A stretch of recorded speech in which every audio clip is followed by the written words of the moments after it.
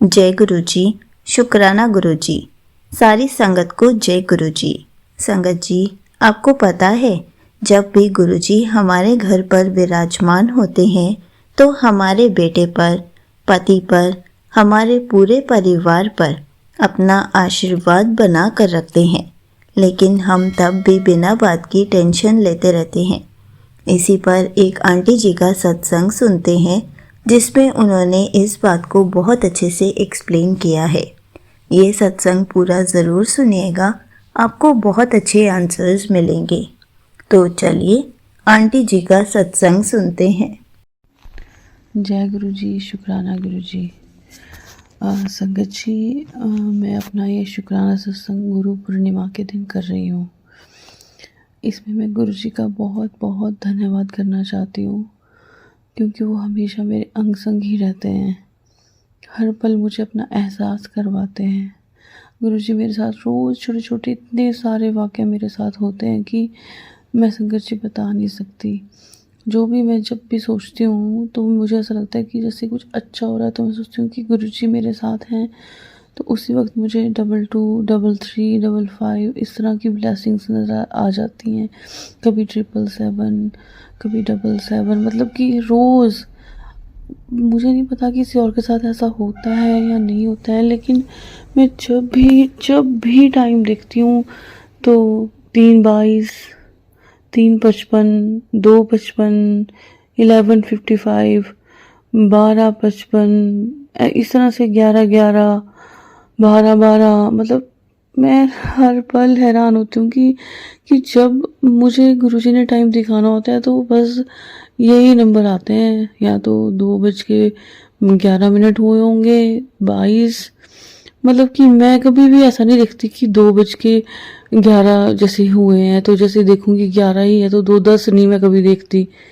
मुझे नहीं पता कि मेरे साथ ही ऐसा होता है कि किसी और के साथ भी, पर गुरुजी मुझे गुरुजी ने कहा था कि इस हफ्ते मैं तुझे बस अपना हर पल एहसास दूंगा। और सच में जब भी मेरे साथ कुछ अच्छा होता है तो मैं फटाफट से टाइम देखने लगती हूँ, तो बस वही मेरे साथ वही है। जैसे 5:55 हुए होंगे, मतलब 333 तो समझ लो मैं रोज ही देखती हूँ।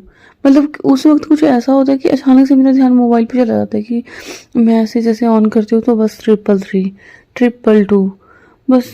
मैं इतने दिन हो गए मुझे आज ये सब, हालांकि मुझे गुरुजी ने कहा था कि इस हफ्ते, लेकिन मैं सच कहूँ तो गुरुजी मुझे पता नहीं कब से ये ब्लेसिंग्स देना चाह रहे हैं, दे रहे हैं। और रोज़ मेरी रोटी में ओम के दर्शन हो रहे हैं रोज़।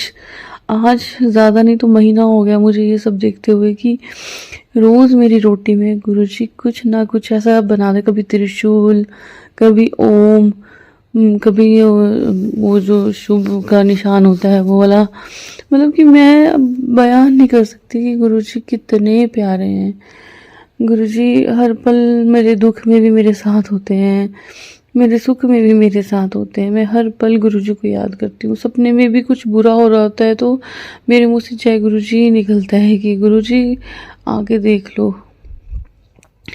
मैं गुरुजी से बोलना चाहती हूँ कि गुरुजी आज मेरा बेटा थोड़ा बीमार है, इसको थोड़ी खांसी हो गई है, कफ हो रहा है, खांसी हो रही है, तो मुझे ना इसके बीमार होने से बहुत डर लगता है। मैं तो बस गुरुजी को इतना बोलना चाहती हूँ कि गुरुजी ये बहुत छोटा है। मानती हूँ कि सबको अपने क्लेश काटने पड़ते हैं, पर गुरुजी मेरी आपसे बस इतनी सी इल्तिजा है कि इस पर जो भी कोई क्लेश काटना है या कुछ तो मेरे जरिए कटवा दो। मुझे वो दुख सहन करने की भी शक्ति दो और मैं वो सारा कष्ट सहन भी कर लूँ और आराम से निकाल भी लूँ वो वाला टाइम। गुरुजी मैं आपसे दोनों हाथ जोड़कर अरदास करती हूँ कि गुरुजी इस पर जो भी कष्ट आए वो आप मुझे दे दीजिए। ये भी छोटा है, बहुत तकलीफ होती है इसको देखकर मुझे गुरुजी। ये आपको दादू जी बोलता है, माफ करना संगत जी, मुझे इसकी दुख तकलीफ नहीं देखी जाती गुरुजी। ये छोटे होते से इतना बीमार रहा है, इतनी दवाइयाँ मैं इसको खिला चुकी हूँ कि मेरा दिल नहीं करता कि मैं इसको कोई दवाई खिलाऊं। गुरुजी, मेरे आपसे बस यही अरदास है कि इसे बीमार मत कीजिए, इसकी जगह आप मुझे बीमार कर दें। आप बिलीव करोगे संगत जी, मैंने इसको दवाई दी, मैंने सोचा कि मैं टाइम देख लेती हूँ। पहले मैंने गुरुजी से दवाई ब्लेस करवाई, मैं गुरुजी से दवाई ब्लेस करके इसके पास लेके आई। मेरा तो दिल नहीं करा देने के, पर इसकी खांसी रुक नहीं रही थी। फिर मैंने सोचा कि चलो गुरुजी की जो इच्छा है वही सही। फिर मैंने दवाई इसको दे दी और मैंने देखा कि गुरुजी मेरे साथ हैं। तो 9:13 हुए थे। मुझे लगा कि सच में मेरे गुरुपा मेरे साथ ही थे। उसके बाद जब मैं दवाई देने लगी तो दवाई देके मुझे गुरुजी का ध्यान आया। मैंने गुरुजी का मंत्र जाप किया। मैंने कहा इससे भी करवाया कि बेटा मंत्र जाप करके दवाई लो। अब गुरुजी से मेरी यही इल्तिजा है कि गुरुपा कोई भी क्लेश इसका तो मेरे द्वारा कटवा दीजिए, मुझे दे दीजिए, क्योंकि मैं इतनी परीक्षाएं दे चुकी हूँ, इतने इम्तिहान दे चुकी हूँ ना कि मुझे बीमारी से नहीं डर लगता। मैं अपनी भी काट लूँगी, इसके भी काट लूँगी, पर इसकी ना बोल नहीं, मतलब कि बच्चे बोल नहीं पाते हैं। छोटा है अभी, 4.5 साल का है, बोलता है पर क्या महसूस करता है मुझे नहीं पता। इसके अंदर भी तो कुछ ऐसा लगता होगा, कितनी दवाई मम्मा नहीं खानी नहीं खानी। मेरा बड़ा दिल टूटता है उस वक्त, क्योंकि छोटे होते मैं इसको इतना कुछ, इतनी दवाइयाँ खिला चुकी हूँ कि मेरा बच्चा डरता है। गुरुजी प्लीज, संगत जी माफ करना, मेरा थोड़ा आई एम सॉरी संगत जी।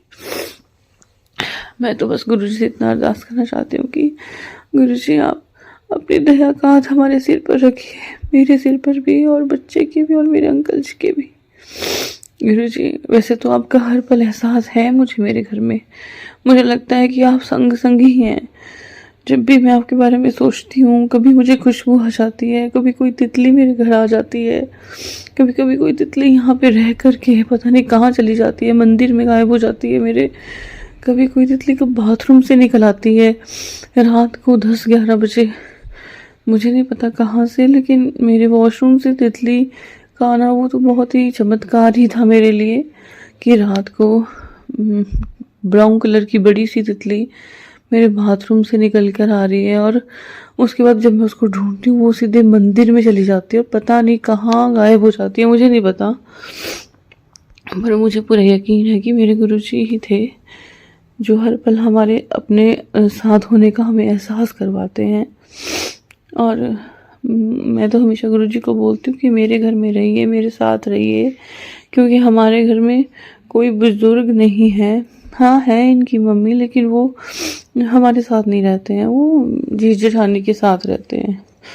लेकिन गुरुजी हमें बहुत कमी लगती है किसी बुजुर्ग की, इसलिए मैंने आपको अपने ससुर का दर्जा दिया है, अपने पापा का दर्जा दिया है। इसलिए मुझे जब भी कोई बात बुरी लगती है या फिर जो भी मुझे कुछ ऐसा लगता है कि नहीं ये ऐसा नहीं होना चाहिए, मैं वो सब आपके पास आके बोल देती हूँ। गुरुजी जानती हूँ कि आप बोलते हो शिकायत नहीं करनी, शुक्राना करना है।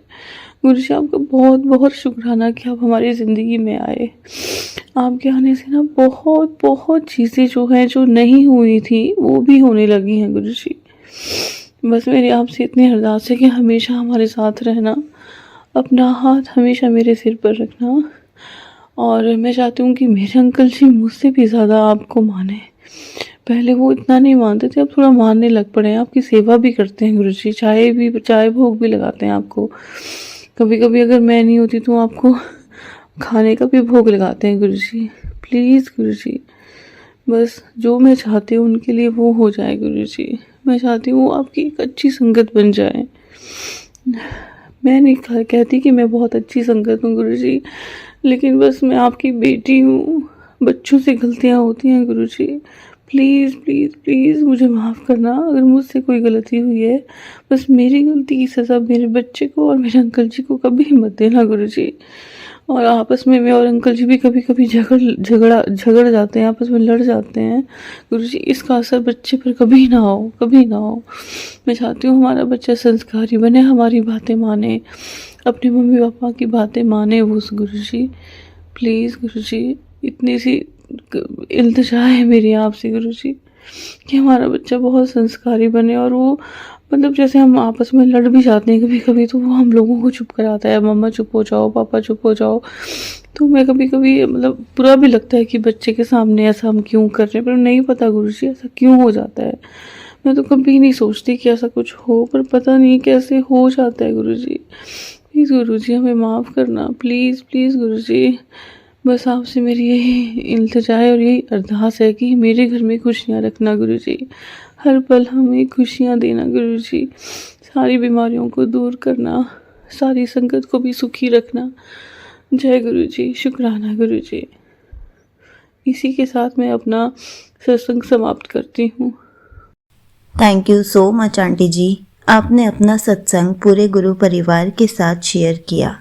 आपने बहुत अच्छे से बताया कि गुरुजी आपके हर पल कैसे साथ रहते हैं, कैसे कैसे आपको बटरफ्लाई रूप में दर्शन देते हैं। संगत जी, हम तब भी इतनी टेंशन लेते हैं, इतनी चिंता में पड़ जाते हैं और गुरुजी से बार बार अरदास करते हैं, लेकिन हमें जब गुरुजी साक्षात बटरफ्लाई रूप में दर्शन दे रहे हैं, हमारे घर पर आकर हमें ब्लेसिंग्स दे रहे हैं, तो हमें किस बात की टेंशन लेनी है। गुरुजी हमारे सारे कष्टों को छोटे में कटवा के जा रहे हैं। हमें तो बस गुरुजी का शुक्राना करना चाहिए, टेंशन नहीं लेनी चाहिए और कभी भी किसी और के कष्ट अपने ऊपर लेने के लिए गुरुजी से अरदास नहीं करनी चाहिए। चाहे हम अपने परिवार के लिए ही मांगे कि उनके कष्ट हमें दे दो, हमें कभी भी ऐसे नहीं बोलना चाहिए, क्योंकि हम जब इस दुनिया में आए हैं तो हमें अपने कष्ट खुद ही काटने हैं। सबसे अच्छी बात यह है, हमारे बच्चे गुरुजी से अभी जुड़ गए हैं। गुरुजी उनके कष्ट अभी इतने छोटे होते हुए में ही कटवा रहे हैं, ताकि जब वो बड़े हो जाएं, उनको कोई भी कष्ट ना आए। गुरुजी उनको खूब सारी ब्लेसिंग्स दे दें।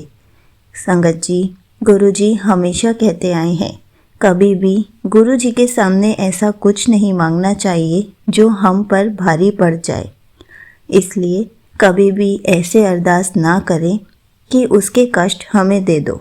हम भी इंसानी रूप है, हम अपने घर वालों को, अपने बच्चों को कष्ट में नहीं देख पाते, लेकिन जब वो इस दुनिया में आए हैं तो उन्होंने अपने कष्ट खुद ही भोगने हैं।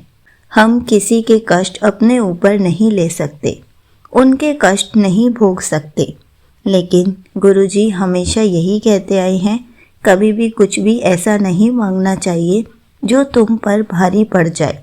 इसलिए गुरुजी का हर पल शुक्राना करें कि गुरुजी ने हमारे बच्चों को अपने आप से अभी जोड़ लिया है और उनके कष्ट अभी ही कटवा दिए हैं।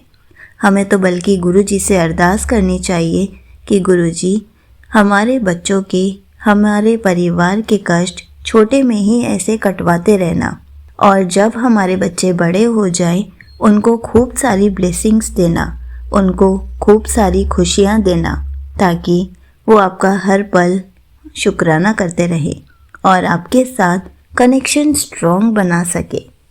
जय गुरुजी, शुक्राना गुरुजी।